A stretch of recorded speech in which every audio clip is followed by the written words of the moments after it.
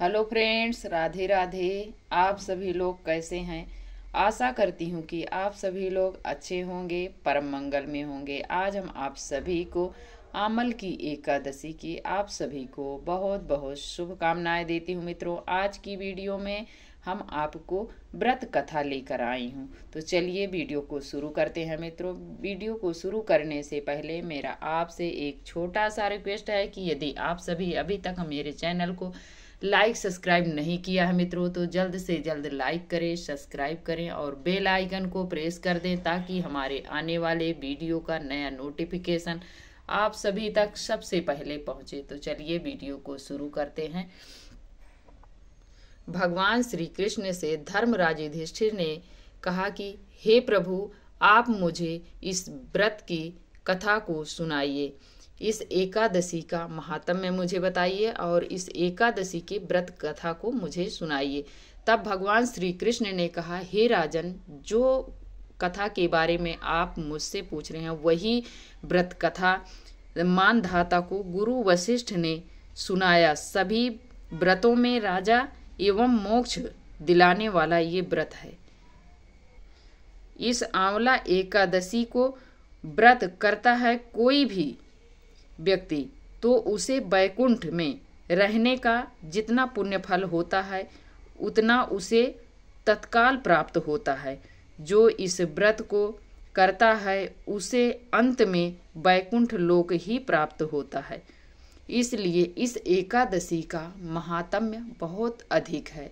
सभी एकादशियों में से ये एकादशी इकलौती ऐसी एकादशी है कि इस एकादशी में भगवान श्रीमन नारायण के साथ साथ भगवान परशुराम की भी प्रतिमा का पूजन किया जाता है, उनका स्मरण करते हुए पूजन किया जाता है। और इस दिन भगवान भोलेनाथ, माता पार्वती का भी पूजन किया जाता है। इस दिन आंवले के वृक्ष का भी पूजन किया जाता है। ऐसी मान्यता है कि यदि इस दिन कोई आंवले का स्मरण करता है तो उसे तत्काल गौदान का पुण्य फल प्राप्त हो जाता है, और यदि उसे खाते हैं या उसे स्पर्श करते हैं तो उसे अनंत गुना पुण्य फल प्राप्त होता है। इतनी बड़ी महिमा बताई गई है शास्त्रों में। आंवले की उत्पत्ति ऐसी मान्यता है कि भगवान श्रीमन नारायण के मुख से एक चंद्रमा के समान बिंदु पृथ्वी पर आ गिरा, उसी से आंवले की उत्पत्ति हुई। इसलिए इस आंवले का इतना बड़ा महत्व है और भगवान श्रीमन नारायण को ये इतना अत्यंत प्रिय है कि इस एकादशी में भगवान श्रीमन नारायण को इससे अभिषेक कराया जाता है और इसका भोग लगाया जाता है। आंवले वृक्ष की पूजा की जाती है। यदि कोई इस दिन एकादशी के दिन आंवले के वृक्ष के नीचे बैठकर यदि कथा सुन ले और जाप कर ले, मंत्र जाप कर ले, रात्रि जागरण कर ले, तो उसे हजारों गौदान का पुण्य फल तत्काल प्राप्त होता है।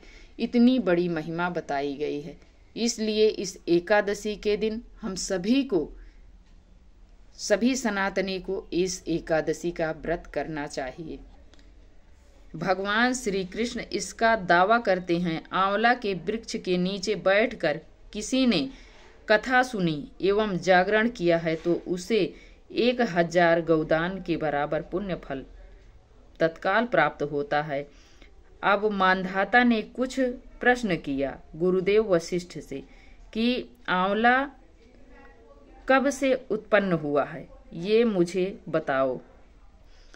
किस कारण से इतनी महान है ये एकादशी, और जागरण करने से 1000 गौदान का पुण्य फल तत्काल प्राप्त हो जाता है। आंवला का वृक्ष सभी पापों को नष्ट करने वाला है। गुरु वशिष्ठ ने मानधाता को कहा कि आंवला का वृक्ष कोई कितना भी पाप क्यों ना किया हो, लेकिन इस आंवला एकादशी व्रत को करने से सभी पाप नष्ट हो जाता है। कोई कितना भी बड़ा पाप हो उसे जलाकर राख कर देता है। इसलिए इस एकादशी का इतना बड़ा महत्व है कि कोई भी हो कितना भी बड़ा पापी हो, वो इस एकादशी का यदि संकल्प लेकर व्रत कर लेता है तो उसे सभी पापों से मुक्ति मिल जाती है।